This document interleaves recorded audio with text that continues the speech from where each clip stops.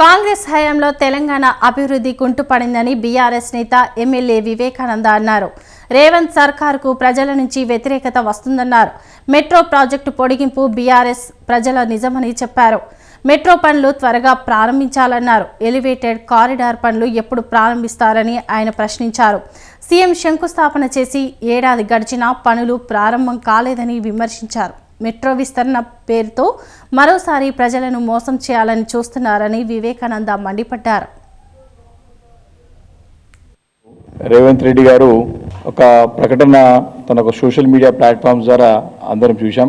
హైదరాబాద్ నగర ప్రజలకు తీపి కబురు అని చెప్పి మెట్రో విస్తరణ షామీర్పేట వరకు, అదేవిధంగా మేడ్చల్ వరకు విస్తరించే ఒక తమ ప్రతిపాదనని మరి నిన్న ప్రకటిస్తూ దీని డిపిఆర్లు కూడా తయారు చేయాలని చెప్పేసి కూడా నిన్న వారి యొక్క సోషల్ మీడియా ప్లాట్ఫామ్స్లో చూశాం. బీఆర్ఎస్ పార్టీ గతంలోనే కేసీఆర్ గారి నాయకత్వంలో కేటీఆర్ గారు పురపాలక శాఖ మంత్రులుగా ఉన్నప్పుడు 2022లోనే చివరిలో 22-23 ప్రాంతంలో మరి ఈ ప్రాంతాలకి